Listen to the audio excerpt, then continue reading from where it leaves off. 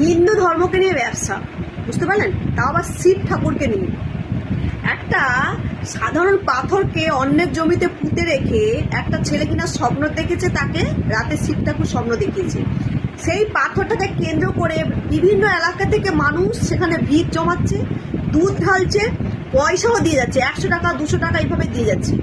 ভাবুন দেখি, যেখানে ঋষি মনীষীরা দিনের পর দিন তপস্যা করে ভগবানের দেখা পায় না, আর কলিযুগে 2026-এ দাঁড়িয়ে সব পাপী।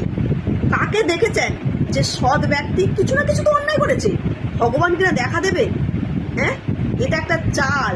শেষমেশ কিনা উদ্ধার হলো একটা পাথর, কোনো শিব ঠাকুর নয়।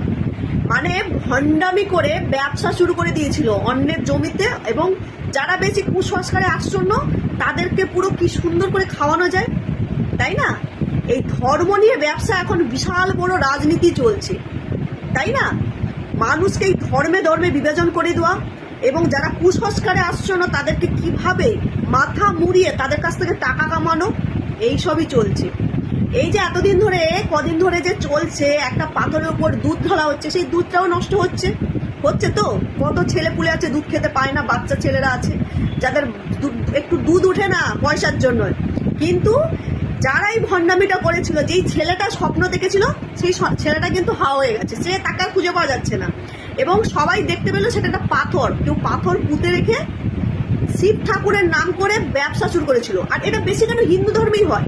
এই ভণ্ডামি ব্যবসাটা কেন হিন্দু ধর্মে হয়, অন্য ধর্মে দেখেছেন? এই ধর্ম নিয়ে ব্যবসা করতে কিছু কন্টেন্ট ক্রিয়েটারকেও দেখবেন যারা কি না এই ধর্ম নিয়ে ব্যবসা করছে, কারণ তারা সহজেই জানে এই ধর্ম বিভাজন করে দিলে মানুষকে সহজেই খাওয়ানো যায়, আর সহজেই পয়সা ইনকাম করা যায়, সহজেই ফ্যান ফলোয়ার বাড়ানো যায়। এই হচ্ছে এখনকার পরিস্থিতি, বুঝতে পারছেন? এখন মানে যে দেখেছিল সে পালিয়েছে, অন্যের জমিতে দেখে শিব ঠাকুর দেখিয়ে কি সুন্দর ব্যবসা চালানো যেত। কি অবস্থা বলুন দেখি। ভালো লাগলে অবশ্যই ভিডিওটি শেয়ার করবেন, আর এই রকম যারা বিশ্বাস করে তাদের কাছে ছড়িয়ে দেবেন। এরকম অন্ধবিশ্বাস করবেন না, এই সময় দাঁড়িয়ে এরকম করবেন না। হ্যাঁ, আর ধর্মের নামে যে ব্যবসা শুরু হয়েছে না, সেটা প্রতিরোধ করুন। হ্যাঁ, সেটা করুন। বিজ্ঞান বলে জিনিস আছে, ধর্ম মানুন। কেন হিন্দু ধর্ম নিয়ে শুধু ব্যবসা হবে?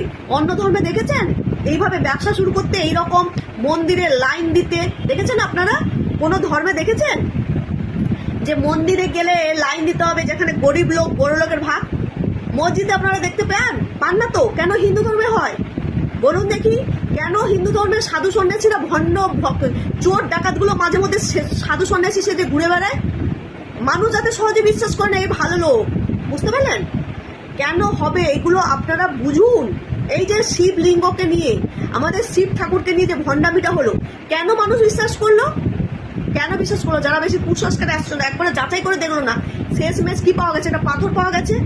একটা ছেলেকে রাতে স্বপ্ন দেখিয়ে দিয়েছে ভগবান আসছে। এই যুগে পাপীদেরকে ভগবান দেখা দেবে? হ্যাঁ, তারকেশ্বরের মতো জায়গায় যেখানে কিনা স্পেশাল লাইনের ব্যবস্থা হয়েছে, মানুষ এত কষ্টে পায়ে হেঁটে দৌড়ঝাঁপ করে রোদে দুপুরে আসছে, এক গরিব মানুষ বলে সে টাকা দিতে পারবে না বলে সাধারণ লাইনে দাঁড়িয়েছে, আর যার টাকা আছে সে গিয়ে স্পেশাল লাইনে দাঁড়িয়ে ভগবানের কাছে চলে যাবে? ভগবান বলে দিয়েছে?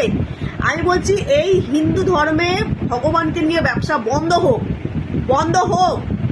ভালো লাগলে অবশ্যই ভিডিওটি শেয়ার করবেন।